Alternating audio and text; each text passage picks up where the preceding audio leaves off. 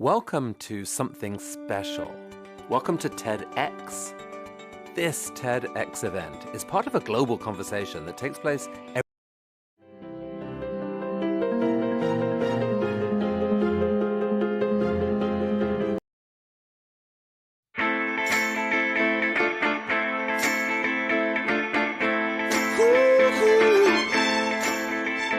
You light to my fire, water to my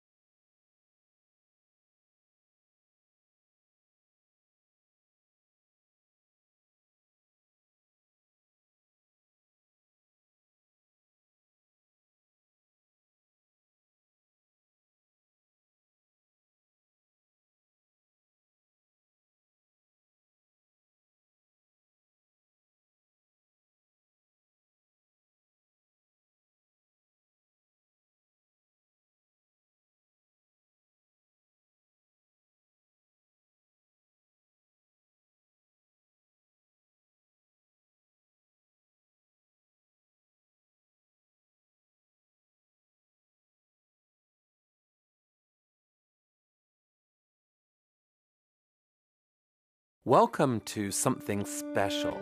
Welcome to TEDx. This TEDx event is part of a global conversation that takes place every day in every corner of the world. In schools, in theaters, in workplaces, even in prisons, people gather to hear the best ideas bubbling up in their communities. More than 3,000 TEDx events are held every year in 170 countries. It's a remarkable thing. TEDx events are self-organized under a license from TED, a non-profit organization devoted to discovering and sharing powerful ideas in the form of TED Talks. It's not TED itself, but your local TEDx team of volunteers that has done all the work to put on today's event, including booking all of the speakers. It's this team's ideas, dedication, and time that have made this possible. We really hope today's program sparks an exciting conversation. This is a day for curiosity and for skepticism, for inspiration and for action. The more you enter into it, the more you will take out. And now, on with the show.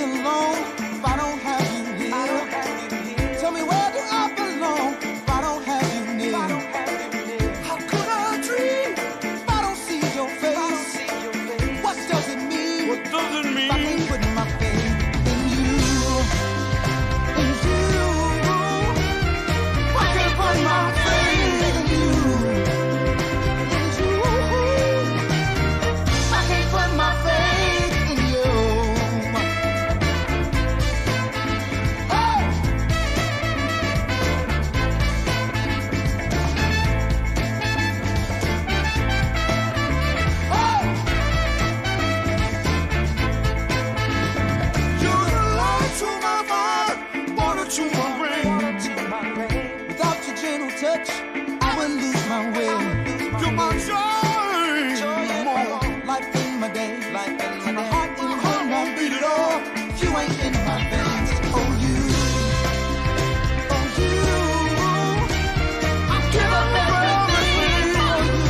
Won't you? Give up everything for you. Try for you. I give up everything for you. I give up everything.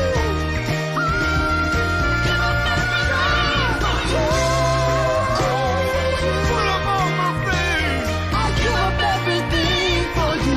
Everything for you. I give up everything for I you. give up everything. Yes, I will. Give up everything. Yeah, yeah. Looking for my thing. Everything my faith in you. Give up everything. Give up everything. Looking for my faith in you. Oh, you, oh, you,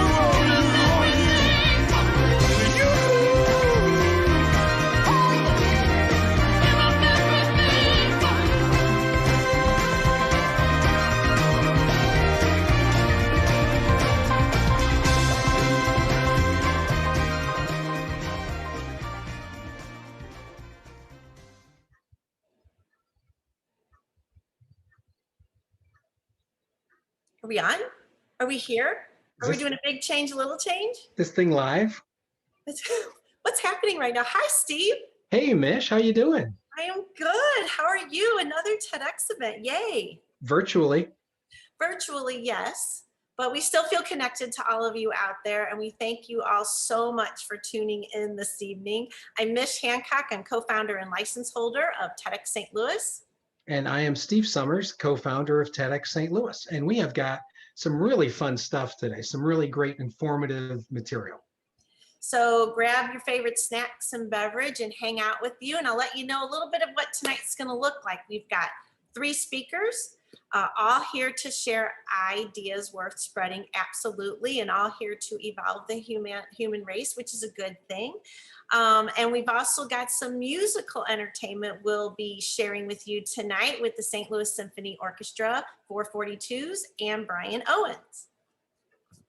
Excellent, Max. Mish, I'm just going to leave you to it. Have fun. But wait, I want you to do something for me real quick. What do you want me to do? Well, would you mind explaining to everybody what TED and TEDx, Oh, what does that mean? yeah. We get this question all the time, and I think we should share it with everybody. Yeah, no, thanks, Mish. So TEDx St. Louis has the mission, we're a nonprofit, and we lean into the mission of creating an equitable, help me out here, Mish, what's our mission? We are all about equitability and inclusivity. Inclusive and equitable community of thought leaders in the St. Louis region. So TED, which stands for Technology, Entertainment, and Design, years ago allowed for licenses for local organizations, which is what we are, TEDx, to promote cool things that are going on in our neighborhood. So we are a licensee of a larger entity, and we follow all of the TED rules, and we provide information on technology, entertainment, and design. And a lot more. So Yeah. thank you, Steve. All right, Mish, see ya. All right, adios. And now I'm going to bring up my co-host for this afternoon, actually. Miss Jade Harrell, where are you? Are you in the house? I am in the house. Hi, darling. How are you?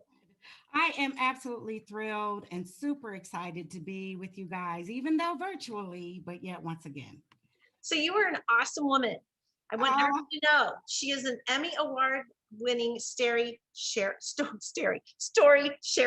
She's a radio and television host and producer. She's also one of our past speakers. But Jade, will you tell everybody all the awesome things you do and where they can hear you? That would take 4.2 seconds. We got that.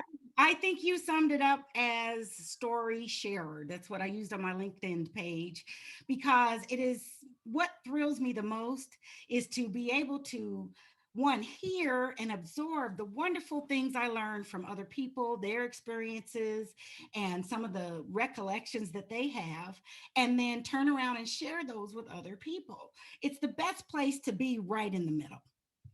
Yay. I love you. So the ways that I do that come in many forms, and I have to really thank Mish, Steve, and TEDx St. Louis for bringing that out of me. While I believed I was awesome, when I came up to needing to do a TED Talk, I really was humbled. And I discovered through the process, through the support, through the help, what was really lying dormant and just under the surface. And once I passed through and got on that TED stage, I think everything opened up from there. So now I'm Woo-hoo! like, TED every Back to back. you guys can't get rid of me. You're on I'm our TEDx a stage host. again. You know, I will if the good Lord wills it. But I'm busy. I've been speaking ever since. I'm on NPR regularly. I am a regular host on St. Louis Public Radio. I am a television host on STL TV, and I do frequent work with HEC TV, which I'm very proud of all these ways to share the great stories and things that are happening in and around our community. And when you were on our stage last time, we were TEDx Gateway Arch. We are now TEDx St. Louis. So proud of y'all. We're the same team. We changed our name. We have the same mission that Steve shared with you. So we're here. And I mean, and we're here to do big change, little change, Jade, right? That's where I think the difference is made, because the big change comes through little change, starts with individuals, starts with initial act. And in our case, you know, beyond ripple effect and all the way up to today, we are igniting new thought and ideas to fuel and help support our community.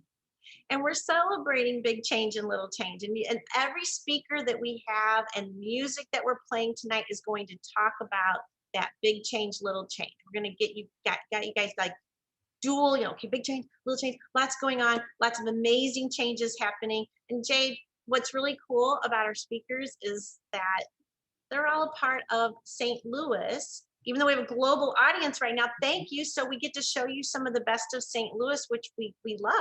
Yeah, absolutely. And that's what makes this even more novel for us, is that these are folks from right here in our own neighborhood, right in our own backyard. And from this place, from our center, we can cause transformational, sweeping change at a global scale, little old St. Louis. But we can, we definitely want to affect the world on a micro level to expand the minds and make a difference right here in our own backyard. So let's bring everybody up. Yeah. So and team, will you guys all come up and say hello? Let us Say introduce hello you to to our our friends. Hello. Hey. Okay. Thank you. So these are the people that are going to be on our stage tonight and showing off all the coolness, as well as our team that's the behind the scenes making all this happen, which, believe me, it takes a team, right? It takes a team. So thank you, Jade. I'm going to catch up with you in a bit because I need to talk to Casey. Do not leave me. Oh, we got some exciting. You, darling. Hello, Director of Marketing and All Things Awesome. Casey, other than just doing all the, you know, whenever you see all the posts out there and all of our cool marketing stuff, Casey and Tyler Sayre, who you'll meet later, are working on that. But Casey, tell us about the word cloud. That's a thing tonight. We need to share that. Yes, absolutely. We really want to be engaged with the audience watching our virtual event. So we want to hear from you. We have started a virtual word cloud that's going to be up throughout the entire event. You'll be able to scan the QR code on the screen or go to menti.com and enter the number. And this is our unique word cloud code. So we want you to post throughout the event. You can submit multiple times, multiple words, phrases, and sentences, but we want you to react to each of our speakers' content so that it changes throughout the event. And we're going to check in on it every once in a while to catch the vibe from our audience and really see how you guys are feeling. So have fun and keep posting in the word cloud as much as you can. Thank you so much, Casey. Hey, Jade, I got to talk to you because you're a word gal. I believe the TEDx talk that you shared with us the first time, you were talking about something called word smirching. Do you think you can smirch some words for our word cloud? Absolutely. And let me explain the smirch, because it is like a transformational occurrence in life. I want you all to get on this journey with me, because it was TEDx inspired and it took form on the TEDx St. Louis stage. Smirching is smashing, flipping, matching, merging words that fit how you need to express and communicate, but also connects you with others because it removes a lot of that energy, formality, and obstacles of finding the very best and perfect thing to say. You don't have to. You can make up things like fantabulous. I mean, Google is a word now. How come TEDxStLouis isn't a part of our vocabulary? So I love word clouds. I love word smirching, and smirching can happen in every aspect of your life. What you need, put it together. And if you need a lesson in word smirching, keep an eye on our chat session. Keisha is our chat station, and she is going to be putting in there all the YouTube links so that you can take a look at our other offerings that we've done over the years, including what Jade is going to be sharing. So I now need to bring up our first speaker, Jade. We'll catch up with you in a bit. Teresa Carrington, are you in the house? I am in the house. Hug, How hug, are you, dear? hug, hug. How are you? I'm doing fine. Super, super stoked to be here tonight, and really excited to get this party started. I am excited that you are here again. So we are going to bring up Teresa on her own in just a bit, but I want to introduce this amazing woman to all of our audience. She is the founder and CEO of 10 by 3. The talk that she's going to share with us tonight is about how little changes can solve a big poverty problem. Teresa Carrington is going to present to us, free does not equal freedom. Free does not equal freedom. This is a rice field in Arkansas. Thanks to 2,500 mostly family-owned rice farms, Arkansas produces more rice than any other state in America. Rice contributes billions to the Arkansas economy and accounts for 25,000 jobs. Arkansas also has one of the highest poverty rates in the United States, with 1 in 6 living below the poverty line. Now, let's imagine the country of Haiti wants to help Arkansas reduce poverty and feed its poor. Incentivized by its government, Haiti's rice farmers flood Arkansas with millions of tons of free rice. As Haiti's free rice swamps Arkansas, what happens to the market price Arkansas family farmers receive for their rice? Free Haiti rice in Arkansas would no doubt cause harm to local farmers and the jobs they create. And yet, that is exactly what well-meaning international aid agencies, you know the names of, have done to countries across Africa for decades. Free rice, depressing the local price of rice for hardworking farmers like Afama. Free shoes, putting local shoemakers out of business. Free animals, shutting down local animal traders like Joweria. Free does not equal freedom from poverty, not in Arkansas and not in sub-Saharan Africa, where you find the world's concentration of people living in extreme poverty. Free does not transfer wealth to the poor. It disrupts local economies, snuffs out the entrepreneurial spirit, and creates dependency by reinforcing an internal narrative of helplessness. Now, I'm not saying all free aid is bad. As responsible global citizens, we must provide short-term emergency aid to those impacted by natural disaster, political crisis, and war. However, as is the case with Haiti, if 11 years after the earthquake, we are still providing its government hundreds of millions in aid dollars and handing out free rice to 500,000 children every day, we have not helped, we have harmed, and we have created no freedom from extreme poverty. But what if we could make a small change to our approach to ending poverty that would create big impact? It is to the idea there is a better way to end poverty I have dedicated the last 17 years of my life. I grew up below the poverty line in this farmhouse in South Central Kansas. It was here I learned if you don't have food, you grow it. If you don't have a job, you create one. And if you can't afford new clothes, you hit your local garage sale and create your own, can we just agree, interesting style? You can then imagine my shame when, as a young student holding down 3 part-time jobs, poverty forced me onto food stamps for about a year. Similar to today, my food stamps had rules. The stamps were free, but I had to have a job. My old school tearaway food stamps meant there was no way to buy groceries without my poverty being noticed.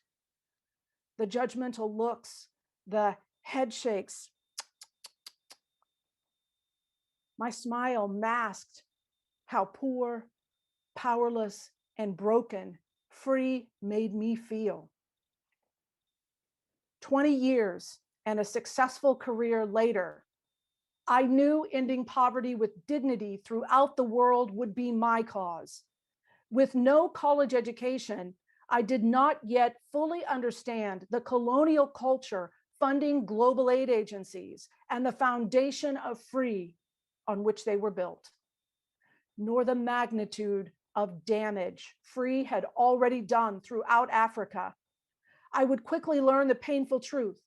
Colonial ideas of free had not created freedom, but instead had broken trust. I visited village after village to learn what was broken, what was working, and what we could do better. I met thousands of talented artisans and immediately spotted the damage done by free aid. I knew that look, and I felt their broken spirits. Free aid had taught them you must present yourself as poor and powerless and broken to the foreigner. And if you weren't pathetic enough, you wouldn't receive help. Those were the rules. And together with determined African women like Sarah Tomasuza, one small change at a time, we broke every colonial rule on which free aid was built and built new pathways of trust based on equal partnership. We started by tapping into the heritage artisan skills throughout Africa, paying artisans 2.5 times fair trade, what we call a prosperity wage. We cut out the middlemen and put money directly into the hands of the poor. No aid agencies, no government. And when I asked a Nobel economic laureate what he thought of my direct wealth plan, he said, if I continued to put cash into the hands of poor women like these, they would just throw it on the ground because they did not know what to do with money. Despite his Nobel Prize, my life experience told me that man was wrong. I watched artisans like Mimuna Salifu steward her prosperity wages to start her village's first general store, saving women hours walking to town for basic necessities like soap, rice, and salt, and reinvest her profits to build a brick and mortar store. But if free shoes, free clothes, and free rice come to Mimuna's village tomorrow, her small general store goes out of business. Of all the small changes we made to the age-old idea of buying handicraft from the poor, the most important was yet to come. In 2013, we began requiring every artisan start 3 small businesses, generating 3 income streams beyond their handicraft. We also developed a unique screening tool to help us find the poorest, most entrepreneurial artisans. And today, we guarantee we will purchase 10 of their products a month for 3 years, an investment of about $3,000. Our 10x3 formula solidified, shifting power to the poor and generating wealth through 3 streams of income like cows, goats, and sheep, permanently changing their internal narrative. Our formula has been replicated in 8 countries on 3 continents and proven successful no matter ethnicity, gender, or culture. And it will continue to instill confidence and pride in economies where free rice, free clothes, and free animals don't threaten local entrepreneurs like Nirmal and Shulata. The global success of 10x3 means it will also work in Arkansas and in your life. I know because I practice our 3 income stream formula in my life. Using your current income, what steps will you take today to start creating 3 additional streams of income using the skills and talents you already have or can acquire? Join the movement to end colonial era free aid. Make purchases that support small entrepreneurs and insist your philanthropy dollars be used to build wealth through models like 10 by 3. Together, this small change will shift the power to the poor, reversing the damage done by free aid and ensuring every human experiences sustainable economic freedom. Wow. Good golly Wally, Teresa. I know that word has been used. Maybe I need to say golly 3 streams worth of Molly. What an incredible talk. And I really feel moved by what you said, because again, 2020 taught us limits. 2020 made us all unsure about where the help was coming from. And you're saying we don't need a Calvary, y'all. We've got this right here. And just empower. The best thing we could do beyond philanthropy is to patron these businesses and empower them to function and grow and thrive. It seems simple, but I know that it takes a change of heart. And you certainly have inspired that. Talk about big change, little change, huh? Yep. So how are folks doing? Have you checked back in? What are the updates real quick, about 10 seconds or so? Yeah, all of our artisans who are doing really, really well in their communities are just really creating more economy. We've jump-started more than 83 economies around the world. And those small streams of income, those little jobs, those have equated to over 32,000 small businesses around the world and growing every day. Small stream entrepreneurship has turned into economic impact? Wow. That's right. Well, this plan works. Sign us up. Everyone, please make sure that you know that Teresa's not an amateur. She's been on our stage before, but this project in particular was one that we thought would be perfect for today. Check out her talk titled Where Purpose Begins and see the chat session link for her talk so that you can look at it, absorb, and get your paradigm shifted. You can share your thoughts about her talk.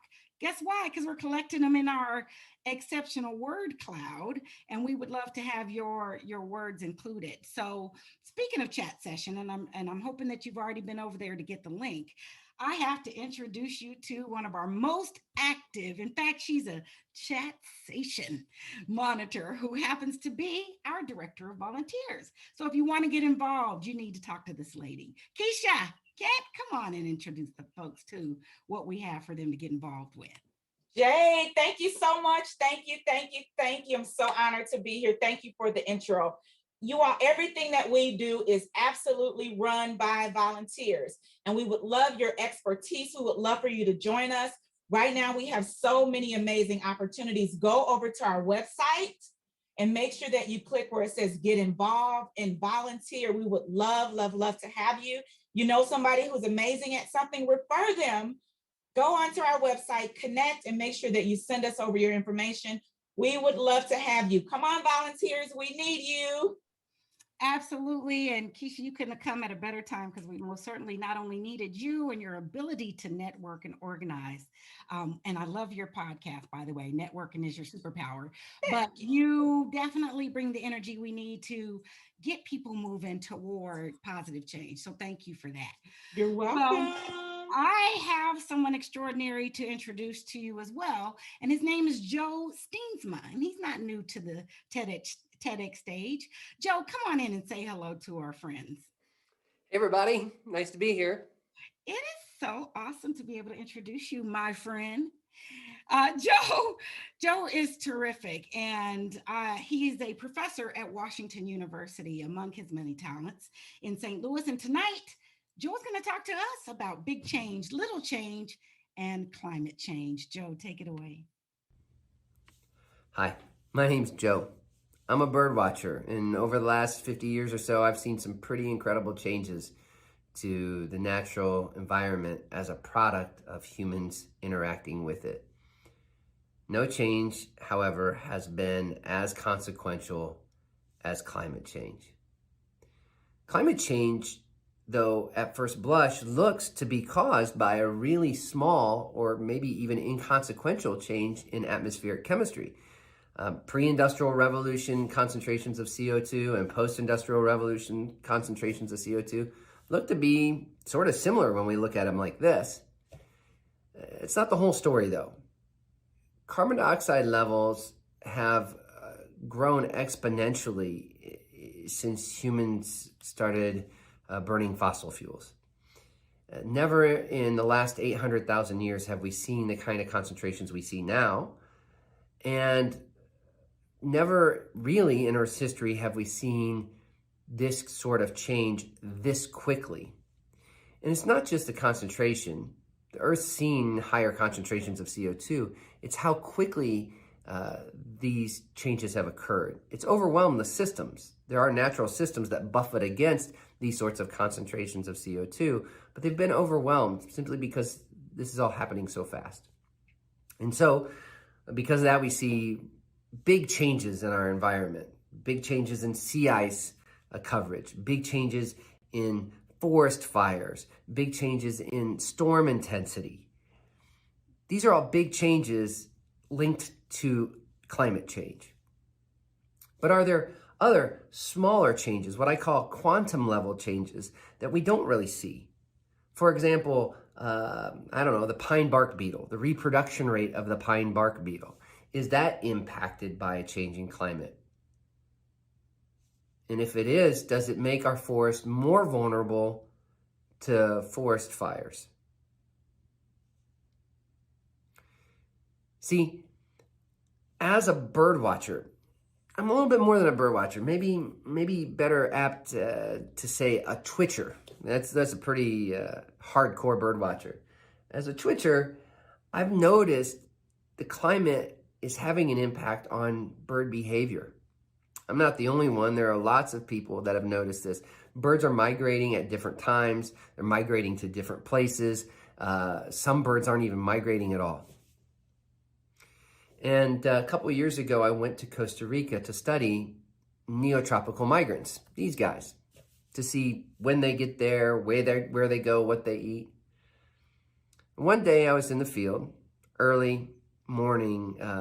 We went out at like 4 a.m., got back that night at like midnight. So I was exhausted, and I made a rookie mistake. I forgot to check myself for ticks. Always check yourself for ticks if you're in the field, because ticks carry diseases, and I've had my share of tick-borne diseases. And so because of that, I hate ticks with the white hot intensity of 1,000 suns. Now, everybody should check themselves for ticks when they go out in the field. I especially need to check myself for ticks because when I was in high school, I prayed to God. I said, God, please, God, make me a chick magnet. Now, I may have misspoke. I may have stuttered. I don't want to put this on God, but somehow message got crossed. I got turned into a tick magnet. So I seem to pick up ticks at a disproportionate rate. Woke up that next morning and I found a tick. Now, this is a whole other TED Talk. I'm going to synopsize it. That particular tick carries a virus called bourbon virus. I got terribly sick. It also has a sugar in its saliva that makes some people allergic to mammal meat. Got that too. So now I'm allergic to mammal meat. I got back home to the United States, and I always save my ticks, as you should too. Save your ticks if you're ever bit by a tick, because like I said, you want to know if you do get sick, what disease it gave you. So I bring it home and I bring it to a tick expert, a friend of mine who's a tick expert, and she said, Joe, where did you get this tick? And I said, Costa Rica. I got it in Costa Rica. And she said, no, you didn't. I said, yes, I did. she said, well, this is Amblyomma americanum. It's the Lone Star tick. It's native to the United States. It shouldn't be in Costa Rica. And I said, if only you could have met this tick a month ago. Here's the range map for Amblyomma americanum. Now, to be clear, its range is expanding and it's changing. And it's changing likely as a product of climate change.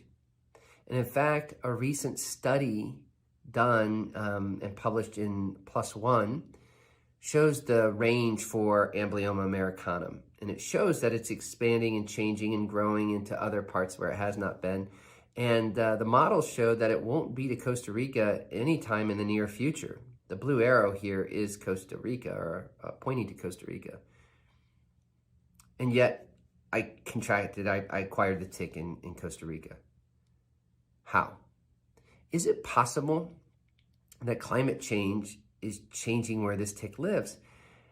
Well, that doesn't really make, well, possibly, but it doesn't make a great deal of sense because ticks have really tiny legs. It would take forever for that little tiny tick to march down to Costa Rica. How did it get there?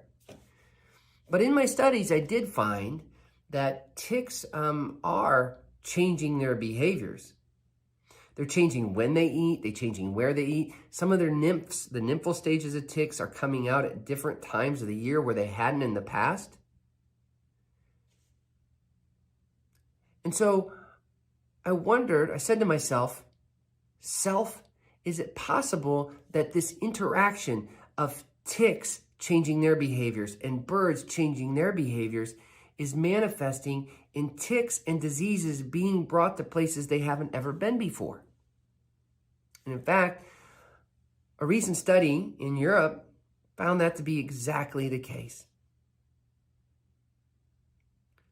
It's the quantum level interactions, these small changes that are affecting potentially bird behavior, where they go, where they eat, when they get there, when they leave.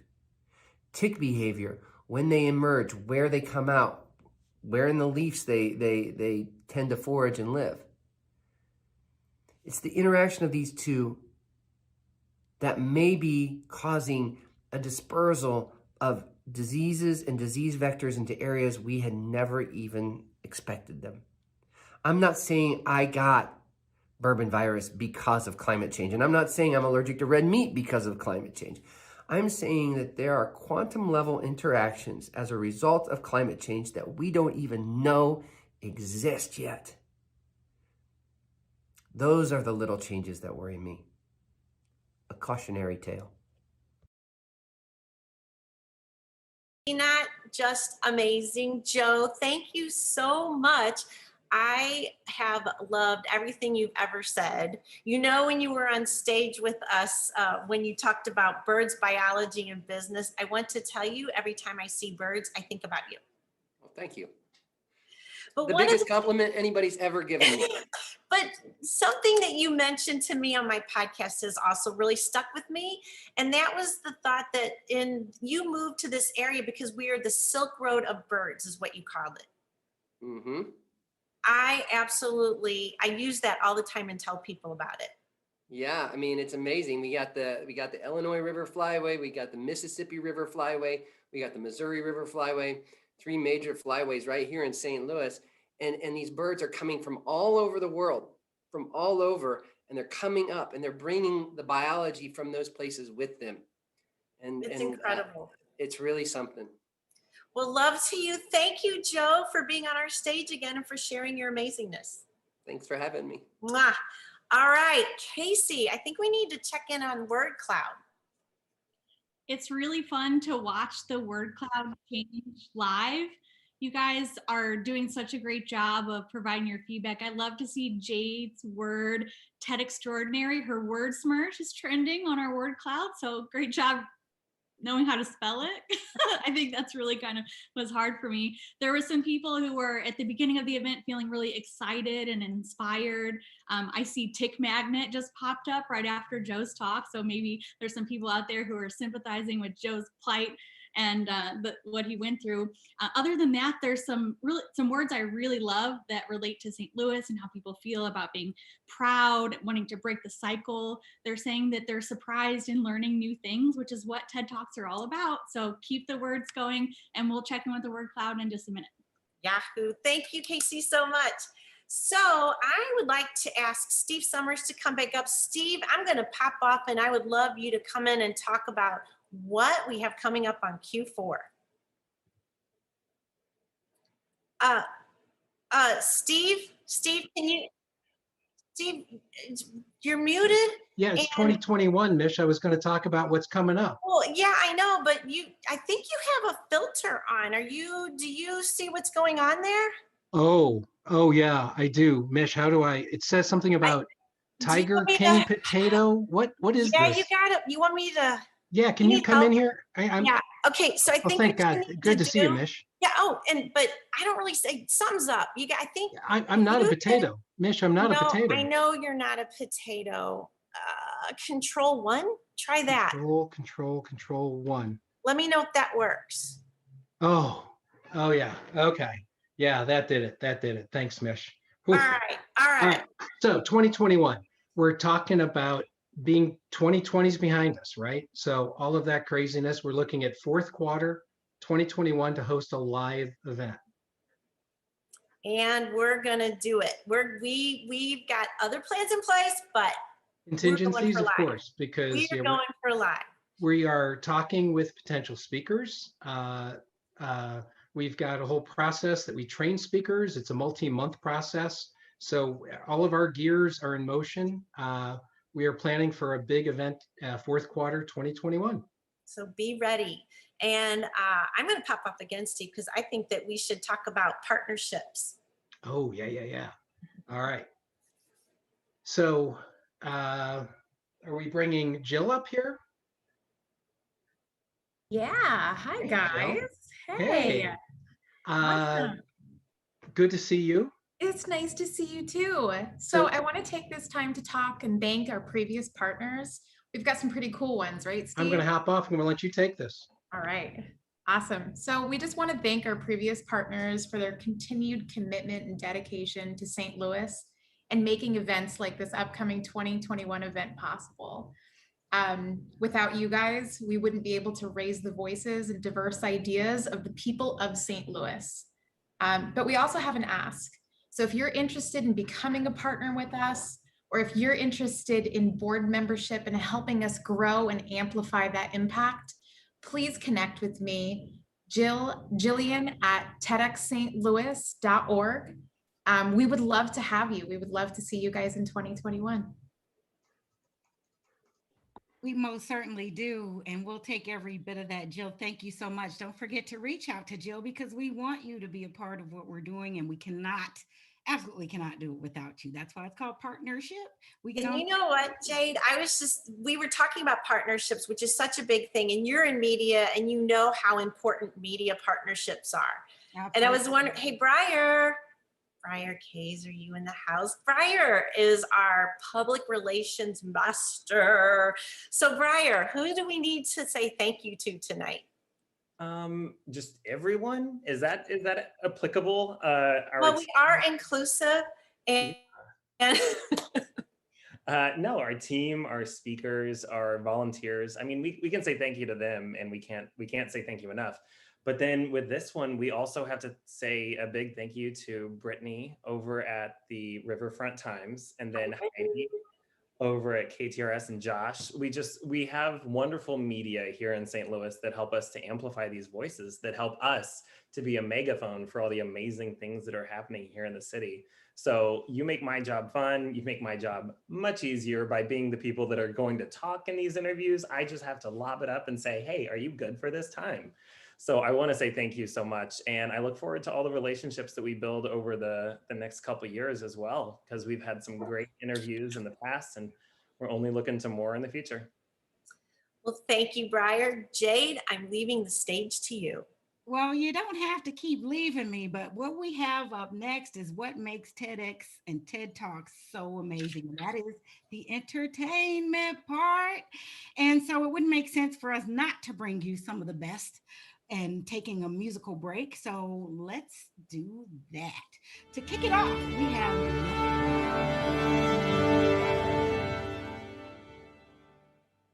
Run the Hi, I'm Bjorn Ranheim, cellist with your St. Louis Symphony Orchestra. Last year, everything changed, and our 141-year-old orchestra had to change too.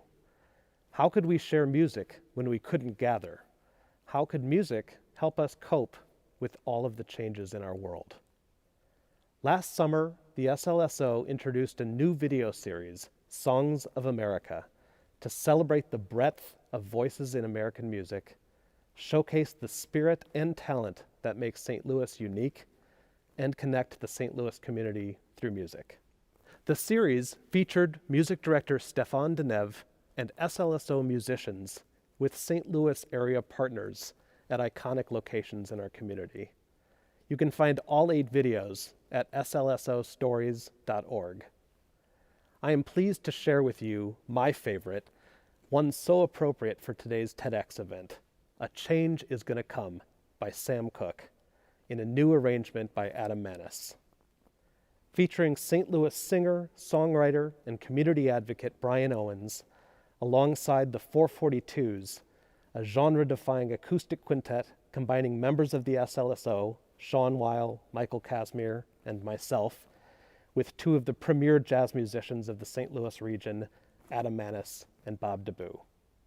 Released last year on the anniversary of when the Civil Rights Act was signed into law, filmed overlooking the old courthouse, site of the infamous Scott versus Sanford case in which Dred Scott unsuccessfully sued for his freedom in 1857. I hope you will enjoy our performance of A Change is Gonna Come.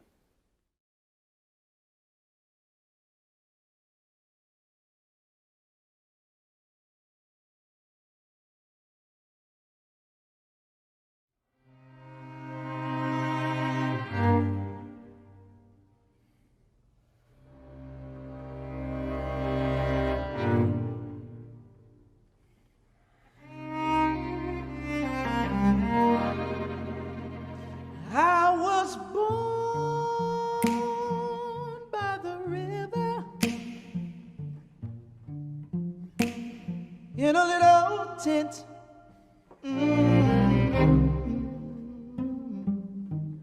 Like the river I've been running ever since. It's been a long time coming, but I know a change is gonna come. Oh yes, it will.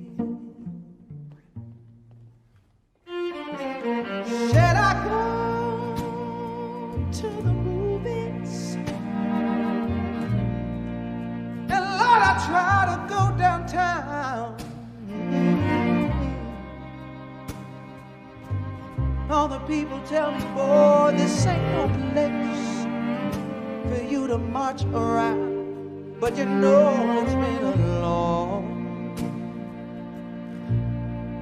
it's been a long time coming. And I know change is gonna come. Oh yes, it will.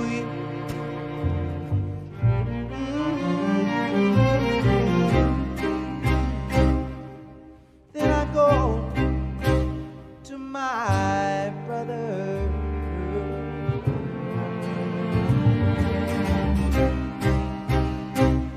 and I say, brother, won't you let me breathe, let me breathe. But he winds up, Lord, he winds up pushing me back down on my knees.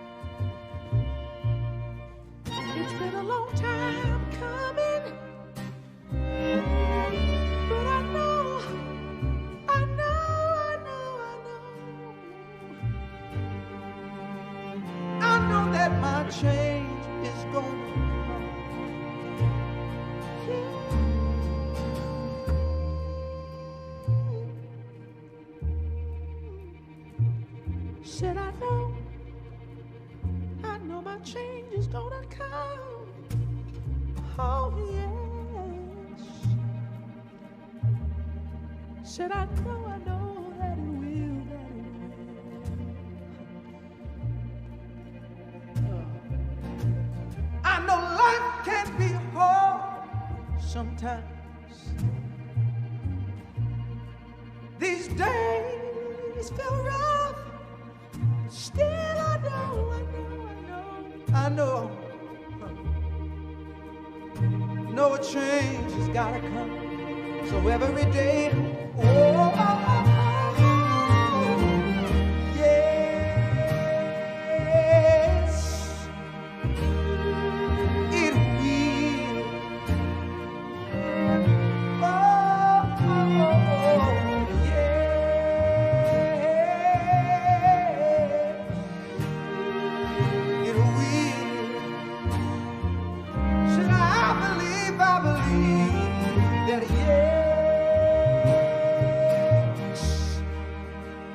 oh, yes, it will.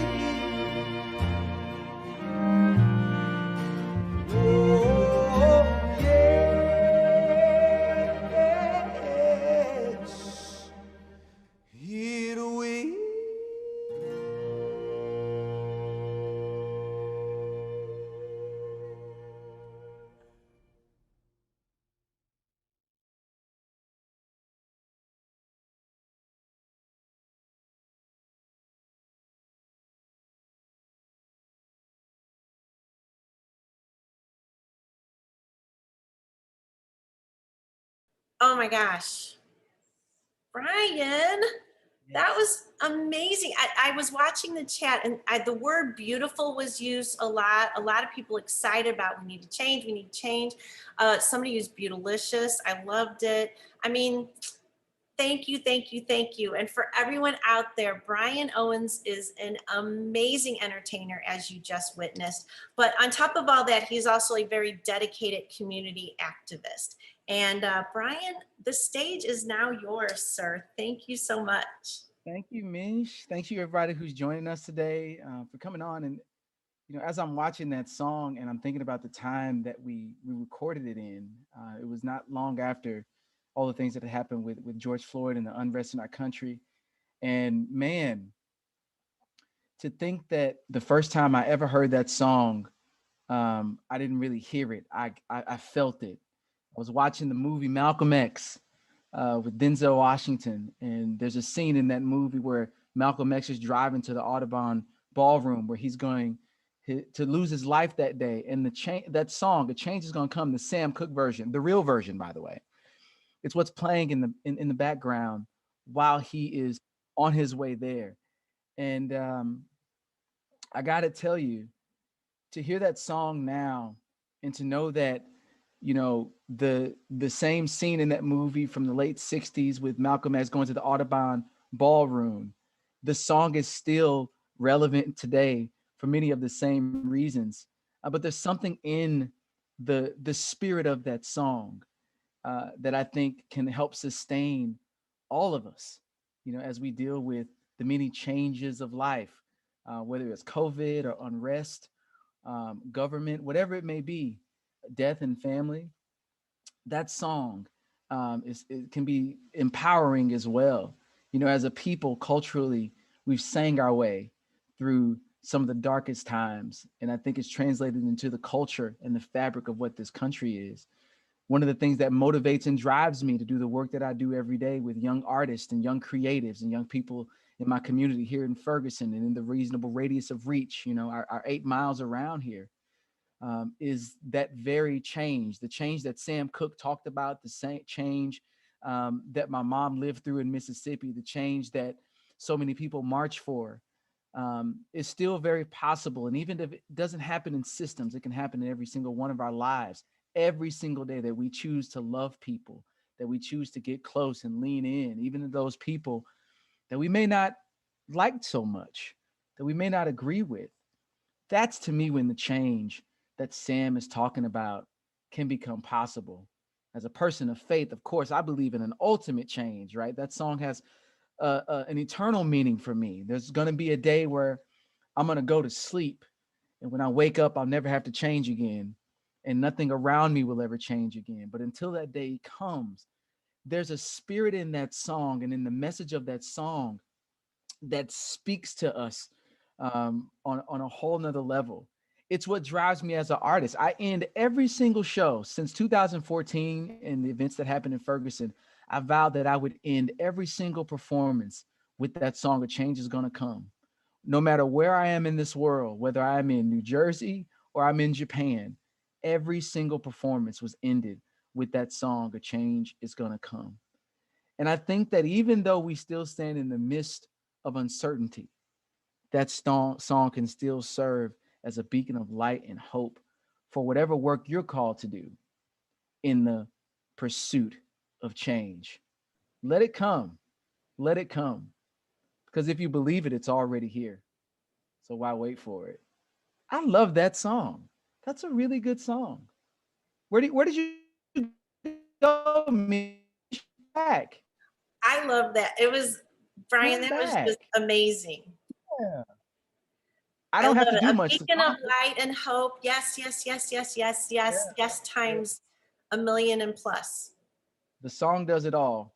And the 442s, I love those guys, and I love playing with them and Adam Manis's arrangements, and us being on that stage together and out in the, downtown in the middle of the pandemic. We hadn't seen each other, right? So, this idea of a change coming, it's closer than we think it is when we can look at somebody and say, I love you.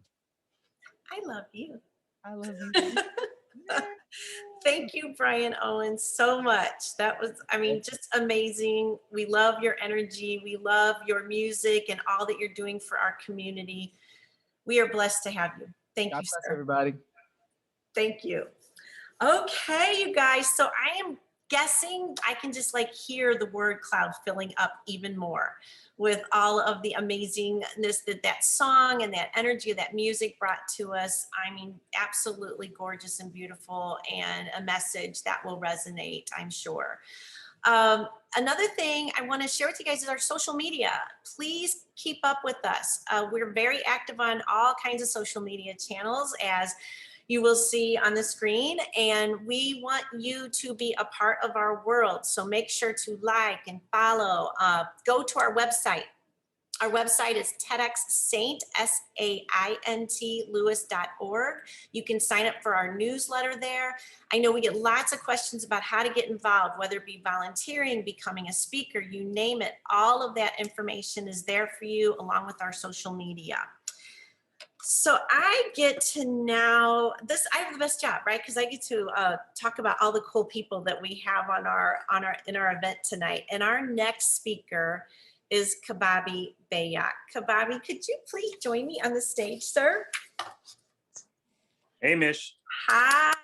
So you are coming to us live from your studio, and wow. I stayed open. Your studio during the pandemic. Yeah, I work by myself, so it's been perfect. I love it. And thank you so much for being here this evening. Kababi, we're going to catch up with you because I need to introduce, and if people do not know who this amazing man is, let me tell you. He is a visual artist and illustrator, and he is leaving room for changes in the artist's creative process. Kababi, the stage is yours. When I was younger, I thought I was going to be a truck driver or a janitor. Not for any particular reason other than I really wasn't tripping off school, and I didn't know how the sketching and drawing I was doing would actually lead to a career. And why should I have? There were no examples in my community, none in my family. The only example we had was JJ on Good Times. You remember the Picasso of the ghetto? Well, Picasso lived at home with his mommy and daddy. And so art had nothing to do with making a living. I was even cutting my own hair all through high school, and still, nope, not an option for a career. Wasn't until I went to Grambling State University and strolled into the art section of the library that a seed was planted. There I found books on Black artists, in particular the work of John Biggers, his drawings, paintings, his murals. I was not only inspired, but I was also already anxious at the thought of doing something so large. Yet nobody was asking me to. And even though I was inspired, I still had no idea on how to turn this into a career. But yet here I am, 30 years later. I must have figured something out. After being a caricature artist at Six Flags, illustrating children's books and album covers, and doing thousands of portraits and paintings, now I'm creating images of possibility for school children. And I prefer to always do it live so that they can actually see it happening, because representation is everything. And not necessarily so they can dream about becoming an artist, but just dream about becoming anything. And one of my favorite pictures is of the children at Edgar Road Elementary. I had just happened to catch them standing in line, trying to take a peek at the mural. And I was hoping like they were either relating to one of the characters on the wall or thinking about the possibility of who or what they could become. Now, this mural is based on an illustration in the back of Obama's book of Thee I Sing. And so as an illustrator, this was easy compared to the murals to come. From there, folks actually wanted to rely on my creativity to bring their visions to life. And so when I meet with a new client, like at Kaiser Elementary or at Steger, I like to ask them, what would you like to see? Like any particular subjects, words, images? And after we talk, I get an email with a list of things, more ideas than I can even use. And I get things like diverse kids at play, community, love, hope. But occasionally I get we just love your work. Please just do you. I don't know necessarily where Clark Elementary fell and all that, but I definitely chose the latter. You see, I was all geeked up to do this mural because they had a small wall, and small wall means one character, big and funky, easy, in and out. Well, that ain't exactly what they had in mind. When I got there that morning, gear in tow, ready to go, I was called into the principal's office, y'all. And guess what? I was handed a list. On that list read, we would like to see someone with Afro puffs, a wheelchair, sports, someone in the arts, reading. Well, within an hour, I came up with a little black girl sitting in a chair, in a wheelchair with Afro puffs, playing with a basketball. And I had just gotten back from Paisley Park, so I created one of Prince's former guitar players as a young redhead on a cloud guitar. All right, full disclosure, she was gonna be the whole mural, but I digress. I'm just fortunate that I was not allowed the time to freak out and to procrastinate, and I had to rely on my instincts, because this entire journey, I need to know that that's possible. And this also let me know that beauty and spontaneity can share the same space. And that too was something that would carry on through this whole journey that I'm currently on. When I got to Pond Elementary, I can't remember how the conversation went, if they came up with a theme or not, but I went to the website and I saw that they had a carnival every year. So carnival became the theme. And now at this point, with every client, I prefer to have a sketch to make sure we're on the same par. And even though they approved the sketch, when I got there, I could tell that it was off. So they had a long wall leading up to the mural, and you could see in the original sketch that I had the ringmaster more near the center, but I decided to move her over so that she was the first thing that you saw online as you're coming down the hallway. And they also had a bathroom on the opposite side of this wall. And so it felt carnival-ish to put the boys and girls sign above the ringmaster's head so that you knew which side of the wall to enter for your bathroom.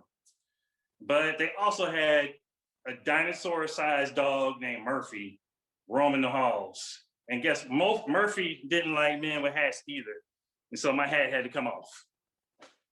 But the kids really wanted to see Murphy in the wall, so the amazing Murphy on a ball became immortalized in the mural. And so with this experience and all others, I stay open to change, no matter how big or small, as long as it helps the goal of the mural get achieved. See, last year I got invited to Lebanon, Missouri. Miss Barker wanted me to come in town. She's the art teacher there. She wanted me to create a mural that allowed all the students in school to feel seen no matter their walk of life. And there were changes to come here, as everywhere else. But as I was coming into town, I just happened to come across some Confederate flags, a few Trump signs. First day there, I was told that it's Lebanon, not Lebanon like the country. So coming in, I had a little judgment, but I never hold on to that because I believe that as long as I'm open-minded and open-hearted, there are gifts to be received in any situation. And so I had this violin player that I was excited to work on this wall. But the first day there, another teacher said, we got a strong band program and there might be a more appropriate instrument. So no big deal. I changed it to a saxophone, easy peasy. There was another character on the wall that a lot of the students looked like a classmate. Now he came around and looked at it. I didn't see it. So I was a little bit more intentional about the glasses and the bow tie, creating his likeness. But this is something that's been really cool in a lot of the murals. And it's the whole reason I come in. I have students either seeing themselves on the wall or naming off classmates, no matter the ethnicity, the race, background, which is pretty dope. That's what we need. And not only does that happen, but when I went to Fairway Elementary, I created this mural. It's a storyboard picture book of all the books that they read. And I created a black Red Riding Hood. And a little boy came in the room and he said, Little Red Riding Hood can't be black. And I said, yes, she can. It's just a mural. And I said, the whole point is that so all the students in school see themselves in the characters they're reading. Well, little girl went home that night and shared the story with her mom, and she cried. The fact that somebody was standing up for a character that resembled her. And it's not just the students who are empowered and impacted by these murals. I'm impacted as well.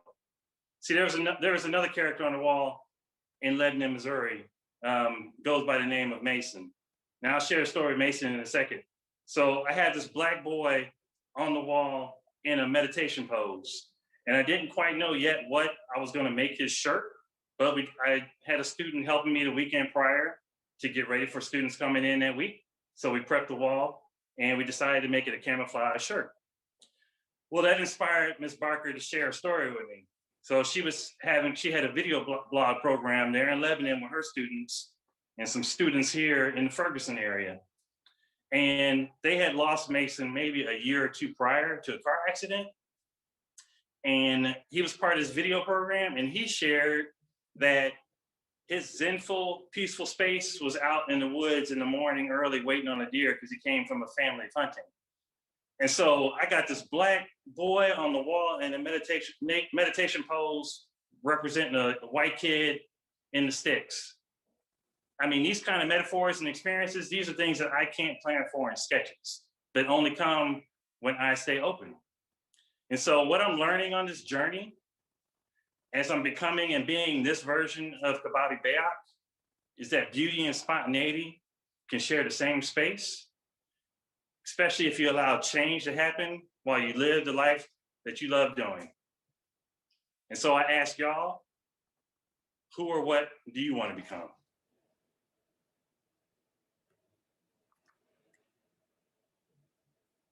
Thank you, Kababi. That was beautiful as always. I love how you share your art with us, and just your heart is so seen in the art. I was looking at the chat. Steve had actually mentioned about one of the, that you have a lot of murals at the Deaconess Foundation. I was mentioning to you today when I went to vote that it's at the old bus station. Talk about some other murals you have around town. Yeah, Deaconess was one of the first ones to really kick off, and that one was really cool. And like I mentioned earlier in my talk, like they didn't even ask for a sketch at all. They just let me show up the day of with my art, which was both frightening and empowering.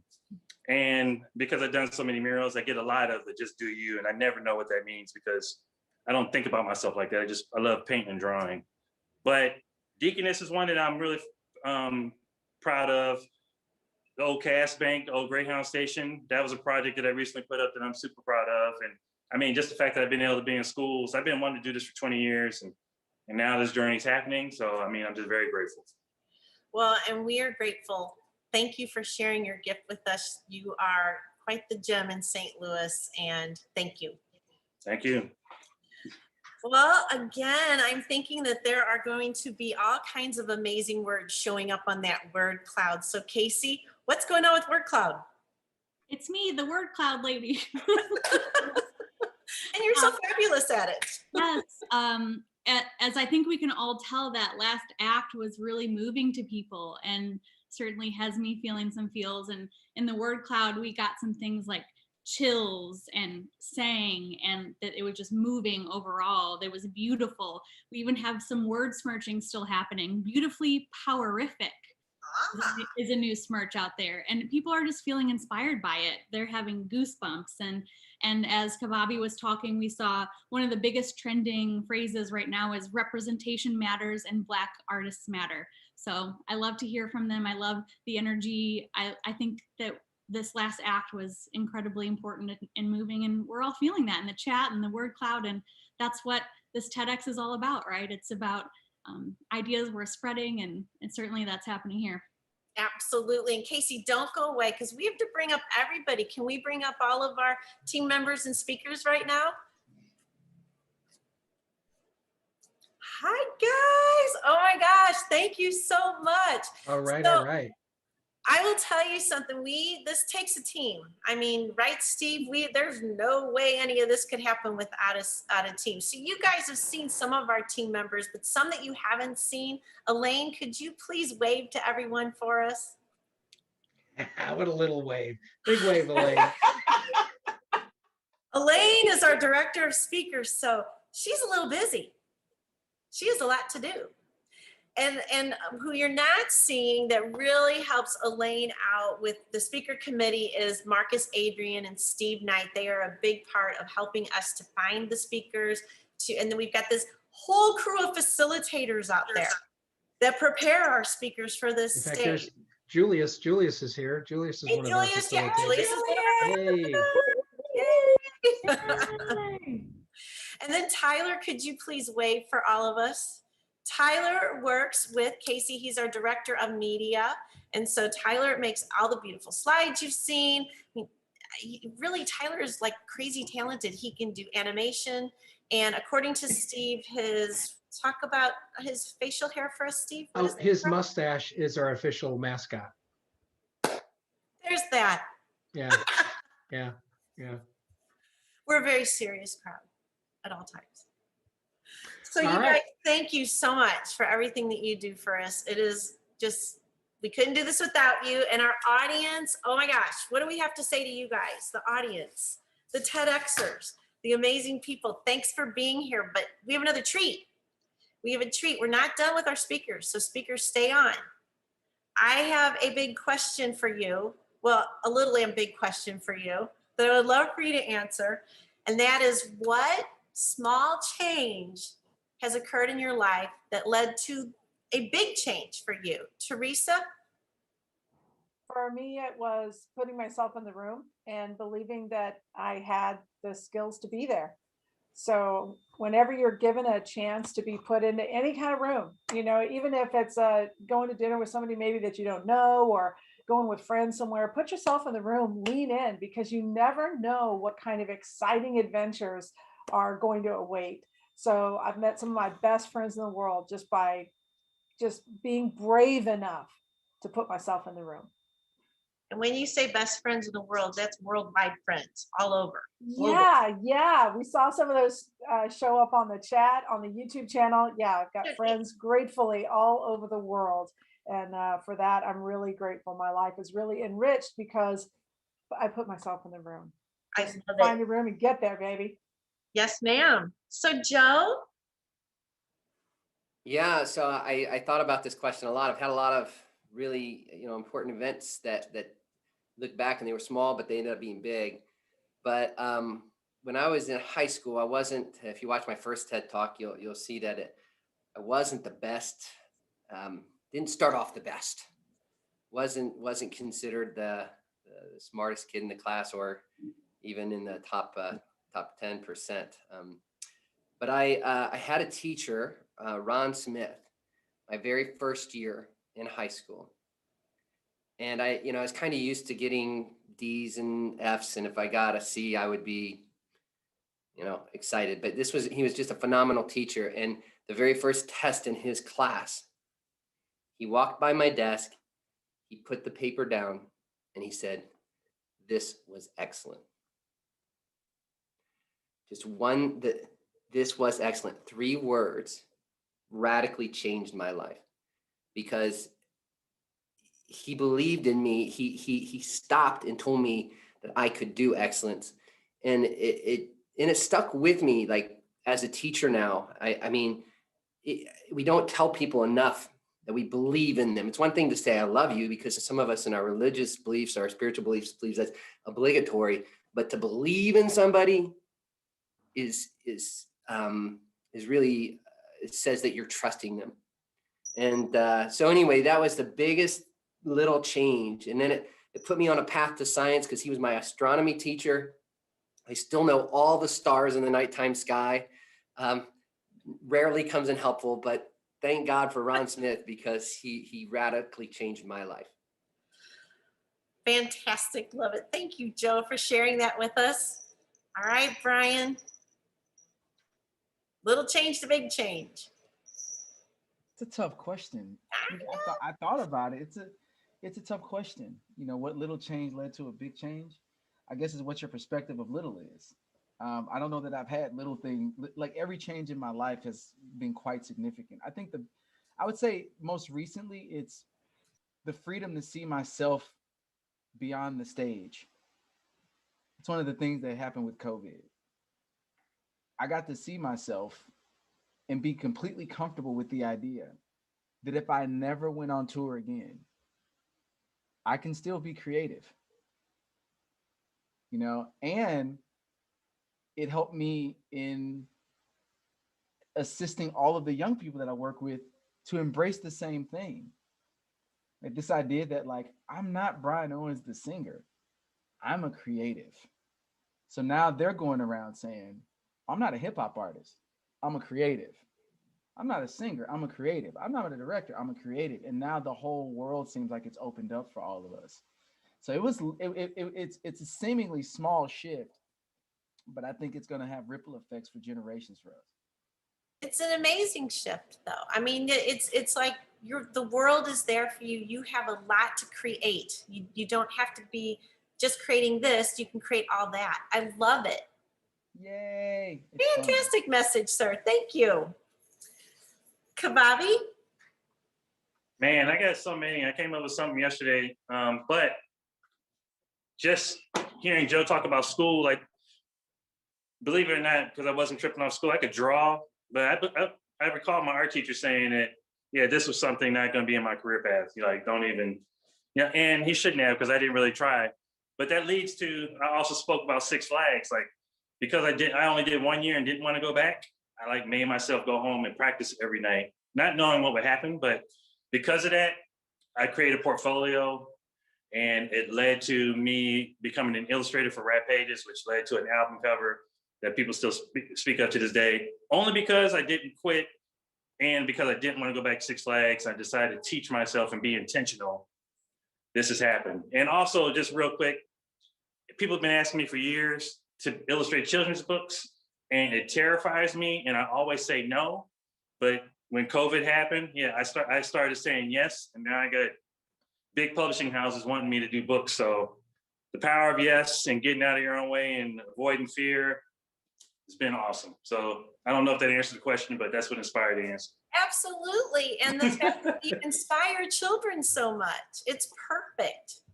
Little people coming to big people. Yeah. Love it. Okay, so I have a feeling that has added a lot more to our word cloud. Those were amazing answers, but you're amazing people. I expected nothing less than that. So thank you so much. So, gosh, are we representation matters? I think our word cloud people, let's have everybody come back up here. I think that's what rose to the top, right, Casey? Yep, absolutely. Yeah. Want to thank everybody who participated. Want to thank everybody who joined us. And then this is Thomas. Can you come up? Where's Thomas? Can you come on screen? Can we hear you though? Thomas is like background. Oh, we just have to believe that Thomas exists. So Thomas, this guy who really exists, and we're all excited about showing this video as we're going to go off, right? It's the epitome of TED. It's technology. I think it's entertainment, and it's definitely design, right? So this is the Perseverance landing on Mars. If you haven't seen it, I mean, you should stick around to watch it. I wanted to do this mystery science mystery 3000 thing with it, but I was voted down. It was just Thomas and I. Mish? So we will leave you, TEDxers. Thank you so much. We appreciate your time and energy and love for us today. We have the same for you. Keep an eye out on our social media, our website. Yes, a live event is coming. It is coming. And we leave you with perseverance to dare mighty things. Thank you. Perseverance. Go Perseverance. We are starting the straighten up and fly right maneuver, where the spacecraft will jettison the entry balance masses in preparation for parachute deploy and to roll over to give the radar a better look at the ground.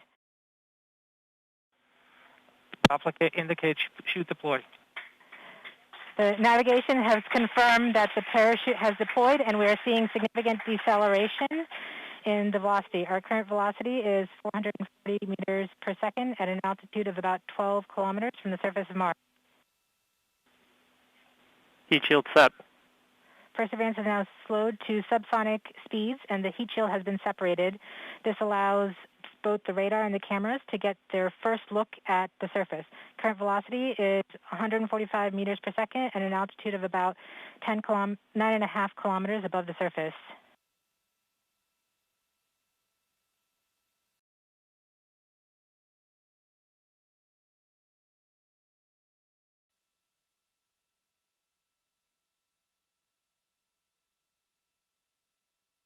Nav filter converge. Velocity solution 3.3 meters per second.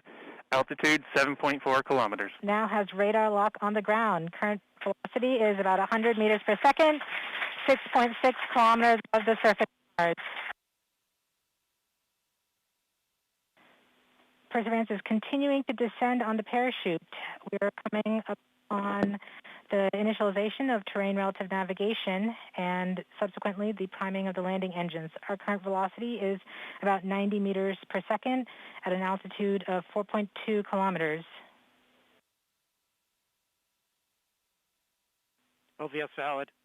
We have confirmation that the lander vision system has produced a valid solution and part of terrain relative navigation. Priming. TBA is nominal.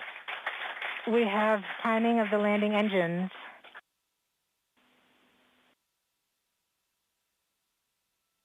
Back shell set. Current velocity is 83 meters per second at about 2.6 kilometers from the surface of Mars. We have confirmation that the back shell has separated. We are currently performing the divert maneuver. Current velocity is about 75 meters per second at an altitude of about a kilometer off the surface of Mars. Here in safety Bravo. We have completed our terrain relative navigation. Current speed is about 30 meters per second, altitude of about 300 meters off the surface of Mars. We have started our constant velocity accordion, which means we are conducting the sky crane.